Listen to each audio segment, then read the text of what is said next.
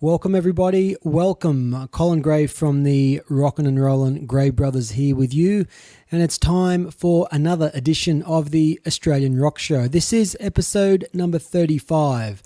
New shows every week at australianrockshow.com, iTunes, TuneIn Radio, and Stitcher. Thank you so much for downloading, streaming, listening. It is much, much appreciated.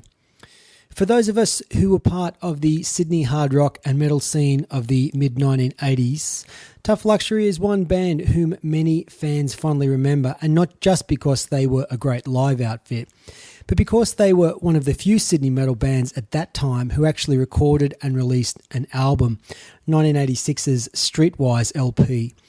Streetwise was chock full of heavy riffs and a hard rocking boogie sound and sat comfortably alongside LPs by other great Oz metal bands of the time such as Heaven and Boss. Songs such as Without Warning and Changes still sound great today. So literally we are dusting off the album and we're going to play the album in its entirety, track by track. To make it even better, we have Tough Luxury's guitarist Peter Rich on board to provide his commentary about each song, as well as sharing his memories about the Streetwise album, and also a little bit about Tough Luxury past, present and future. But before we get into this week's interview, I just want to take care of a little business. If you dig the Australian Rock Show, there are three main ways that you can support us. The best way you can support us is to go to the homepage, click on the donate button and send us $5. It's a direct way to help us keep the doors open to cover our hosting costs, and we'll also play you a song of your choice. In a band, got a tune you want us to play, want to share your favourite tune with thousands of others, pay to play and get your song heard.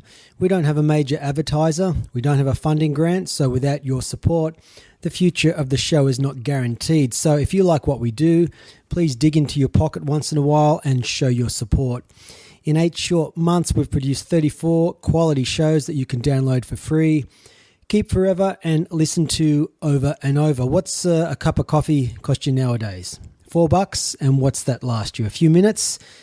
I think you get my point. Please help us out so we can continue with the cool shows and to keep the show free. Another way to support us is by purchasing some merchandise from our affiliates. You want to look cool and stand out from the crowd? Don't be a clone. Wear an Australian Rock Show t-shirt under your denim or leather jacket with 6 different designs, including a cool design featuring Pete and Mick from Rose Tattoo.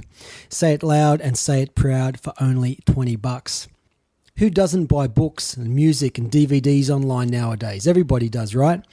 Well, how about toys, cosmetics, games, stationery, sporting goods, fashion accessories, magazines, jewellery, shoes, electronics, and much, much more, all under one roof and all with free shipping. Forget about Amazon, forget about eBay.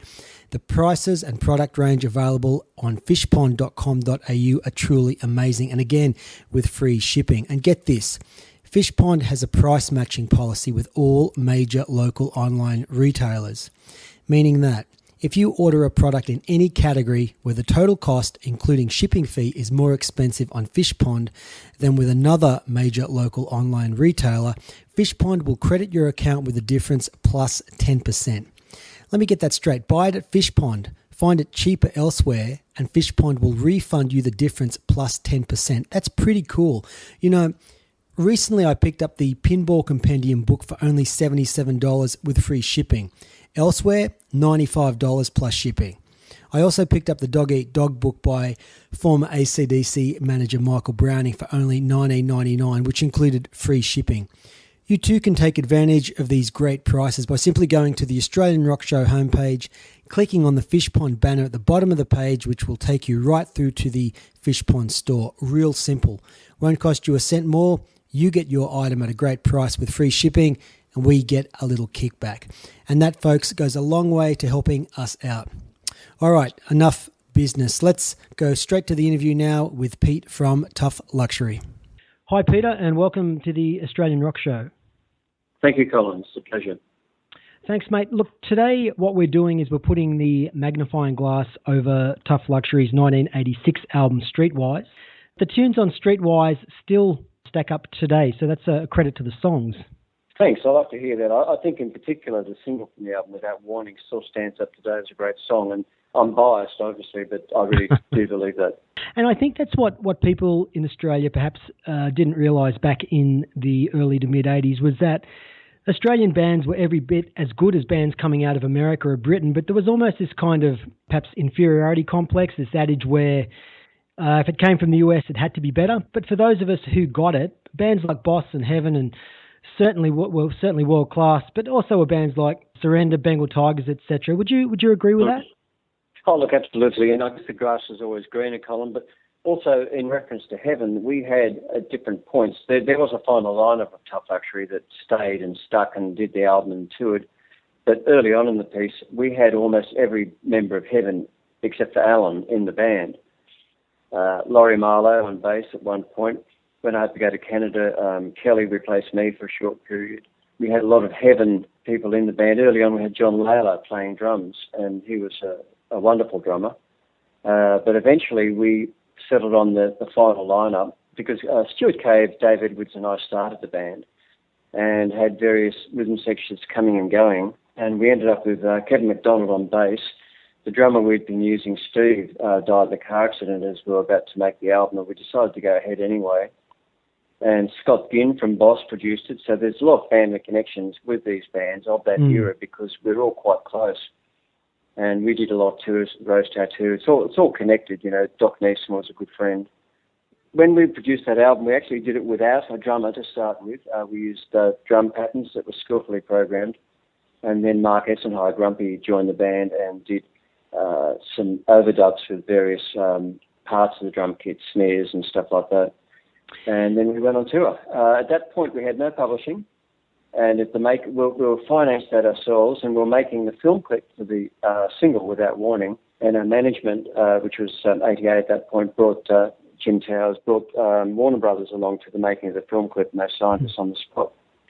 You formed a band in Sydney? You were a Sydney band, weren't you? Well, we were, but most of the other guys came from Adelaide. Yeah, okay.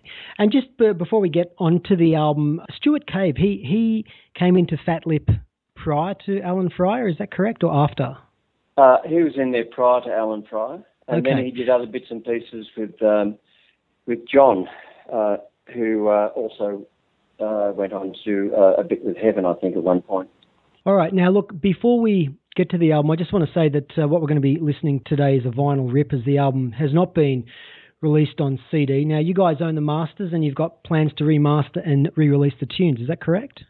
Yeah, look, that's right. We have our anniversary of the first album coming up pretty shortly, obviously, and we'd like to do actually a couple of farewell shows just to sign off in the band, rather than having been yet another band that just, petered out or, nobody ever heard of again. We'd rather make a bit of a stand and do some shows in Sydney and Melbourne and possibly Adelaide as well. It's our fervent wish to remix the album and re-release it on CD. Okay, so that's shaping for 2016, yeah? That's correct. We do currently have we recorded recent stuff, believe it or not. We got together a couple of years ago to have a jam and thought it was pretty good. So the chemistry was certainly still there. So we got together with Peter Blyton, who worked with us on the second album, which is remains to this day unreleased, which also has a lot of great material on. Peter had currently been working with Choir Boys who were Under Paradise and Spiders at that point. We got together with him recently. We recorded a few songs, but one in particular, We Can Be, which is on iTunes at the moment, actually. So we do actually have current stuff. Okay, yeah, and I think we're going to close out the show with that tune. But look, what we'll do is go right back to the first tune on the album, which was a tune called Don't Look Back. I mean, that's a great opener, great riff, AC/DC-like chorus, and a super strong tune. What are your memories of that one, mate? Oh, look, the whole album, we lived it, as did Boss and all these other guys. We lived our lifestyle and the music completely. Mm-hmm. We even had a rule that you weren't allowed to have a day job. And honestly, look, some of us, we owned our own PA, which Rose Tattoo hired a fair bit. And if you wanted to make some extra dollars, you'd go out with the PA. I even did gigs with John Paul Young doing stage. Okay. But Don't Look Back I think it's a great tune, and that song in particular, and Roll the Dice, which is on the other side of the album, were picked up by a Belgian TV show called Family, which is, I guess, their version of Neighbours or something of that nature. And the show's been in syndication for a long time, and those tracks get played continuously out of there. We made a few dollars out of that too, which is nice. Nice. All right, mate. Let's take a listen to that tune now.